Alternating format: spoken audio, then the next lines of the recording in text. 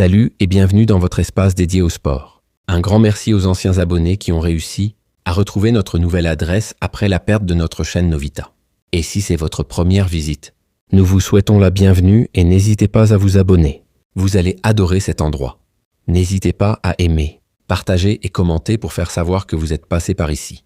La RDC et le Sénégal sont considérés comme les principaux candidats à la qualification dans ce groupe des éliminatoires de la Coupe du Monde 2026. Cette affirmation repose sur la hiérarchie FIFA et les performances historiques. Ces deux nations disposent d'un effectif expérimenté, d'une profondeur de banc et d'un coefficient de performance élevé dans les compétitions continentales et mondiales. Cependant, un élément semble nous échapper. Il s'agit des deux Soudans. Le Soudan du Sud affronte la RDC, tandis que la République du Soudan se mesurera au Sénégal. Ces confrontations sont des matchs pièges typiques. Les équipes sous-estimées peuvent capitaliser sur la pression psychologique des favoris et adopter des blocs bas, favorisant les transitions rapides et les contres.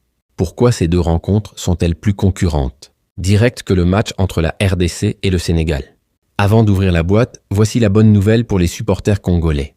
Aaron Wan-Bissaka s'est bien présenté et a réussi à obtenir son passeport congolais, ce qui signifie que son dossier est désormais complet. Cela laisse place aux préoccupations de nos amis sénégalais, qui ne vont probablement pas accueillir cette nouvelle de manière positive. Nous allons y revenir dans l'analyse de demain avec plus de punchline.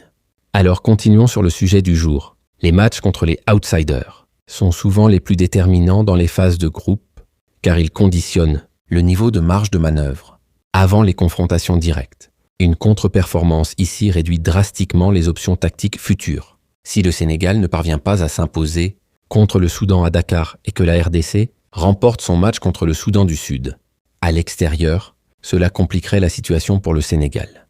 L'impact sur le classement. Ce scénario créerait un différentiel de points défavorable au Sénégal, modifiant leur approche du match suivant. Il passerait d'un mode gestion à un mode obligation de résultat, ce qui augmente le risque tactique. Inversement, si le Sénégal réussit à battre le Soudan et que la RDC ne parvient pas à gérer son match contre le Soudan du Sud, ce sera alors la RDC qui se retrouvera dans une position difficile.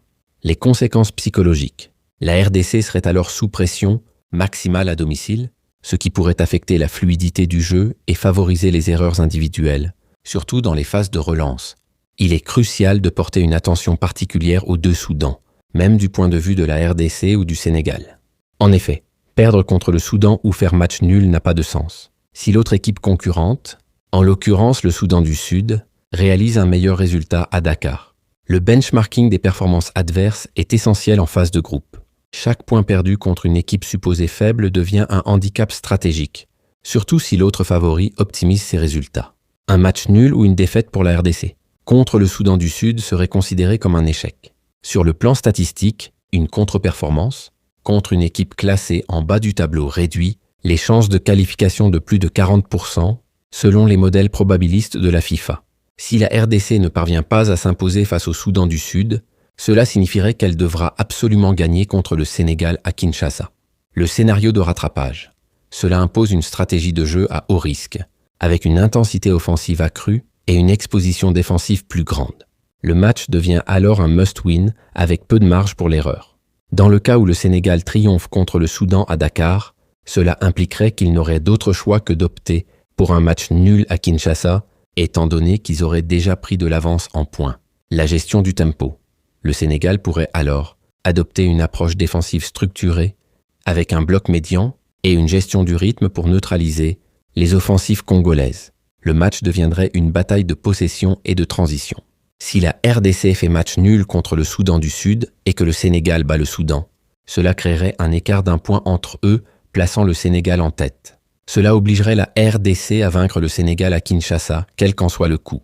Ce type de configuration pousse les entraîneurs à prendre des décisions audacieuses, comme aligner des profils offensifs dès le début, ou modifier le schéma tactique pour maximiser les chances de marquer.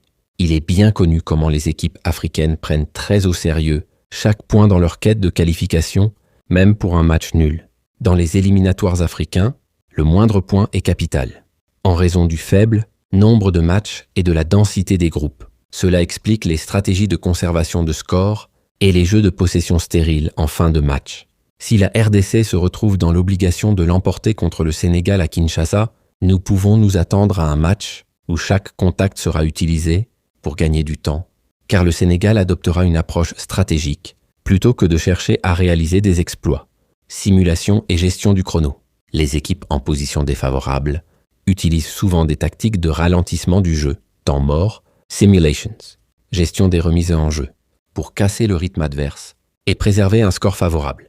Leur objectif principal sera donc de provoquer des chutes lors des duels. Le comportement tactique, cela relève d'une stratégie de friction, contrôlée, où les duels sont utilisés comme levier pour influencer l'arbitrage et désorganiser le tempo adverse.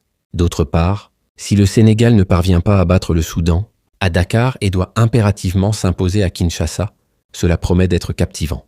Le changement de paradigme, le Sénégal passerait d'une posture défensive à une posture offensive, ce qui pourrait ouvrir des espaces pour la RDC, notamment en contre-attaque avec des profils rapides sur les ailes.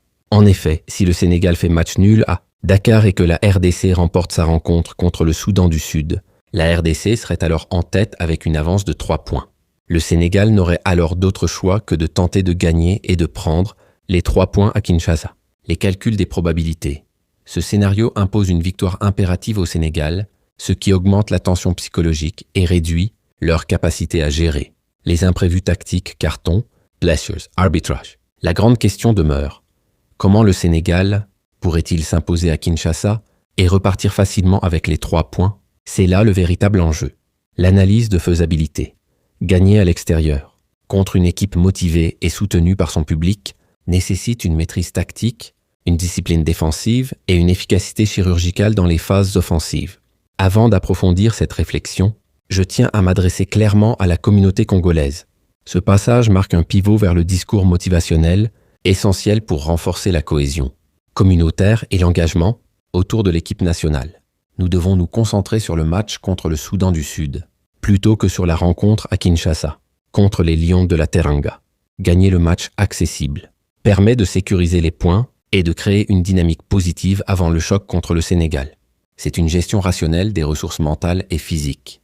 En effet, notre victoire contre le Soudan du Sud forcera le Sénégal à adopter une approche offensive à Kinshasa, car même s'ils gagnent contre le Soudan, cela ne leur facilitera pas la tâche. Ce résultat modifie les équilibres psychologiques et tactiques du match suivant. Le Sénégal serait contraint de prendre des risques, ce qui pourrait être exploité par la RDC. Si la RDC et le Sénégal remportent tous deux leurs matchs, l'avantage restera en faveur de la RDC, puisque nous jouerons à domicile contre les Lions. L'avantage du terrain, le facteur home advantage, est statistiquement significatif en Afrique, avec une moyenne de 0,8 points supplémentaires par match. Cela inclut le soutien du public, la familiarité avec le terrain et les conditions climatiques. Ainsi, si le Sénégal arrive avec l'intention unique de nous battre, ils devront être bien préparés, tant sur le plan physique que mental. Une approche offensive exige une préparation holistique. Le Sénégal devra gérer la pression du déplacement, l'intensité du public congolais et maintenir une discipline mentale pour éviter les fautes inutiles et les pertes de concentration. De plus, si le Sénégal et le Soudan font match nul, comme cela s'est déjà produit, je ne vois pas pourquoi nous devrions être trop ambitieux en cherchant à battre le Sénégal à Kinshasa, plutôt que de les contenir à un match nul. Dans une configuration où l'avantage mathématique est conservé, une stratégie de bloc bas et de neutralisation devient une méthode de préservation du classement sans exposer la défense à des risques excessifs. Il est crucial d'éviter les pièges. Cela signifie que nous jouerons tous en défense, à l'exception de Samuel et Sandé. En ayant une avance de 3 points, il est préférable de permettre à l'adversaire de repartir avec un match nul, plutôt que de prendre des risques inutiles. Le modèle de jeu, ce schéma s'apparente à un 5-4-1 ou 4-5-1, avec Essandé en pointe pour les transitions rapides. C'est une approche typique des équipes qui cherchent à verrouiller le score tout en gardant une menace offensive minimale. Nous allons les pousser à la faute au cas où une victoire serait nécessaire, et dans ce cas, ils pourraient passer une très mauvaise soirée à Kinshasa, car même les murs du vestiaire leur feront comprendre qu'ils ne sont pas les bienvenus. La pression psychologique, l'environnement hostile, combiné à une intensité physique élevée, peut désorienter les visiteurs. C'est une tactique de pression ambiante qui vise à réduire la lucidité de l'adversaire et à provoquer des erreurs. C'est la raison pour laquelle nous avons toujours souligné, même dans les discussions précédentes dans l'ancienne chaîne, l'importance de bien gérer le match contre le Soudan du Sud afin d'accueillir les Sénégalais avec une approche plus réfléchie. Gagner le match précédent permet de moduler l'intensité du suivant. C'est une gestion rationnelle de l'énergie, collective et des ressources tactiques en fonction du contexte du classement.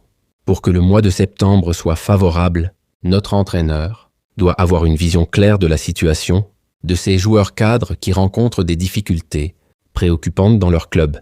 La sélection doit être basée sur la forme actuelle et non sur le statut passé. L'absence de temps de jeu en club est un indicateur critique de la condition physique et du rythme compétitif. Comme Meshak Elia, c'est un joueur qui a déjà tout perdu, car même son retour aux Young Boys de Berne en Suisse, le club suisse ne lui permet pas d'obtenir du temps de jeu. Il ne sera jamais sur le terrain. L'impact sur la performance.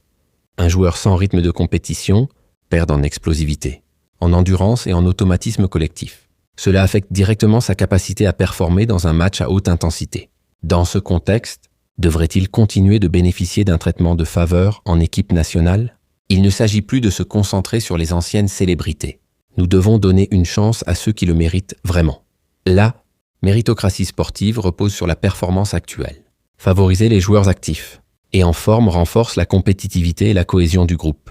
Ce n'est pas parce qu'on est Elia que cela doit signifier que William Balikwisha, qui est en pleine forme, doit rester sur le banc simplement parce que Sébastien Desabres a ses préférences dans l'équipe. Loin de là. Ignorer les joueurs en forme, pour des raisons de préférence personnelle, compromet l'efficacité collective. Balikwisha, avec ses statistiques actuelles, mérite une place dans le 11 de départ. Elia n'a même pas réussi à convaincre un club comme Nantes. Bien qu'il ait été transféré avec une option d'achat, il n'a pas réussi à relever le défi et est retourné en Suisse, où il semble destiné à passer la saison sur le banc.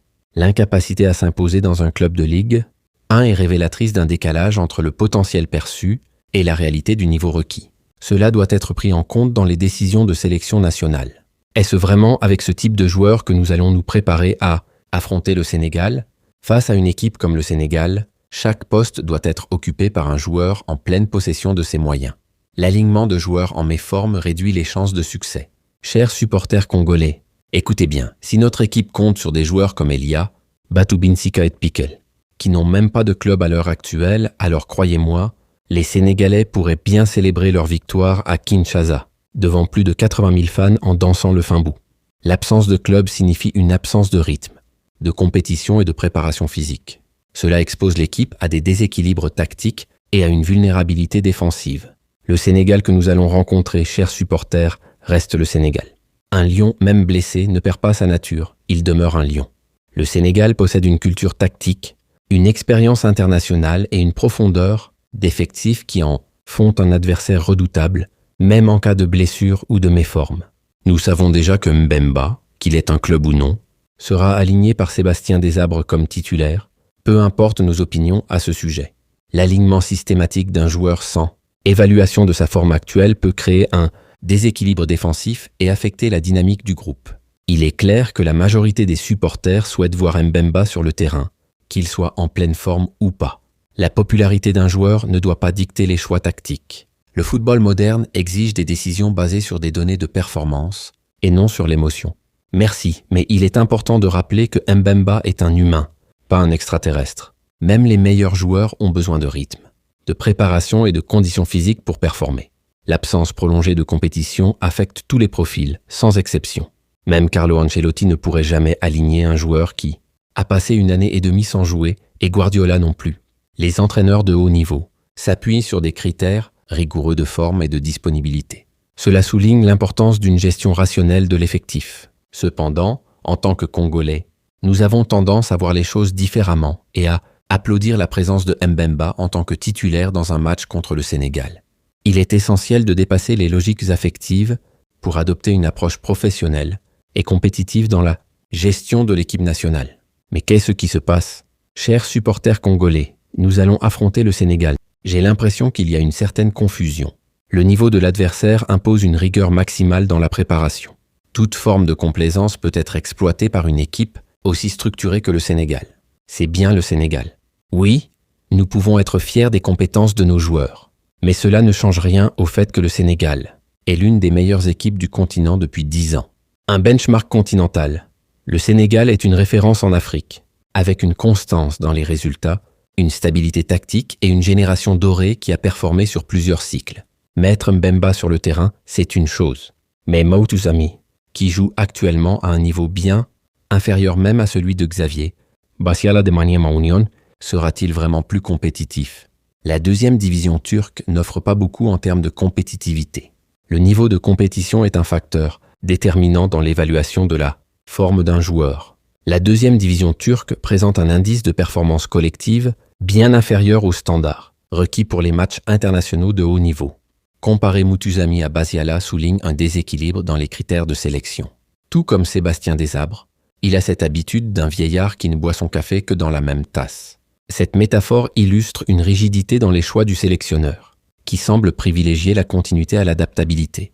Dans le football moderne, l'ajustement au profil et aux dynamiques du moment est essentiel pour rester compétitif. Il tentera de faire jouer ces 3 joueurs en même temps, ce qui pourrait s'avérer très risqué pour nous, surtout face à un milieu de terrain composé de Pape Matar Sarr et Lamine Camara. Aligner des joueurs en méforme ou évoluant dans des championnats peu compétitifs face à un duo comme Sarr Camara, qui combine intensité, technique et vision du jeu, expose le milieu congolais à une domination territoriale et à une perte de contrôle du tempo. Si vous placez Piquel, qui n'a pas de temps de jeu, aux côtés de Moutuzami, qui évolue dans un championnat comme celui du Botswana, face à Pape Matar Sarr et Lamine Camara, ce jour-là, nous réaliserons avec certitude qui sont réellement Matar Sarr et Camara. Ce type de confrontation met en lumière les écarts de niveau.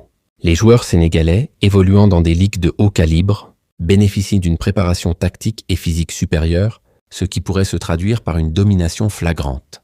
Pour que notre milieu de terrain puisse rivaliser avec Lamine Camara et Matar Sarr, il est essentiel d'aligner Sadiki et Moukau. Sadiki et Moukau apportent de la verticalité, de la mobilité et une capacité à casser les lignes. Leur profil correspond mieux à un match à haute intensité, avec des transitions rapides et une pression constante. Cela nous permettra de mener une véritable bataille au milieu de terrain. Le milieu est la zone de régulation du match. Une bataille équilibrée dans cette zone permet de limiter les incursions adverses et de créer des opportunités offensives structurées. Cependant, tout comme Sébastien Desabre, Piquel, Moutuzami et Kayembe sont indispensables pour lui. Et si les choses tournent mal ce soir-là, le stade risque de se transformer en un véritable festival de tomates et d'oranges, comme les Congolais le font à chaque déception. La fidélité excessive à certains joueurs peut provoquer une rupture entre le staff et les supporters, surtout si les résultats ne suivent. Le public congolais, passionné et exigeant, réagit fortement aux choix jugés incohérents. Pour battre le Sénégal à Kinshasa, il est crucial de reconnaître que nos anciennes stars sont en déclin et que les jeunes talents ont besoin de la confiance du staff technique. Sinon, Sébastien Desabre finira par nous prouver qu'il reste dans le flou. Le renouvellement de l'effectif est une nécessité stratégique. Miser sur les jeunes en forme permet de créer une dynamique nouvelle, plus adaptée aux exigences du football moderne. Il est également important de souligner que sans les performances individuelles de nos joueurs, certains matchs auraient pu se solder par un score nul à Kinshasa, car l'entraîneur n'apporte pas vraiment de contenu tactique. Une équipe qui repose sur les fulgurances individuelles manque de structure. L'absence de schéma tactique clair limite la capacité à reproduire les performances et à s'adapter aux adversaires. Tout ce que l'entraîneur a apporté, c'est une certaine rigueur. Au-delà de cela, je ne vois rien d'autre. La rigueur est une base, mais elle doit être accompagnée d'une vision tactique, d'une capacité d'adaptation et d'une lecture fine des profils pour maximiser le potentiel collectif, pour qu'il puisse réaliser que pour avoir un Yohan Wissa de Brentford dans l'équipe nationale, il devait l'aligner derrière l'attaquant. Cela ne lui avait jamais traversé l'esprit. Wissa est un joueur de rupture, efficace dans les demi-espaces. Le placer derrière l'attaquant permet d'exploiter sa capacité à créer des déséquilibres et à frapper dans les zones dangereuses. Il a fallu que les supporters congolais et les médias s'expriment fortement pour que cela se produise. Quand les ajustements tactiques viennent de la pression, populaire plutôt que d'une analyse interne, cela révèle un déficit dans la lecture stratégique du staff. Depuis qu'il a placé Wissa derrière l'attaquant lors des 2 derniers matchs, cela signifie qu'il n'avait jamais envisagé un joueur comme Yohan Wissa, pouvant évoluer dans sa sélection comme il le fait dans son club, décalibrer les rôles des joueurs à leur performance en club, est une pratique courante dans les sélections modernes.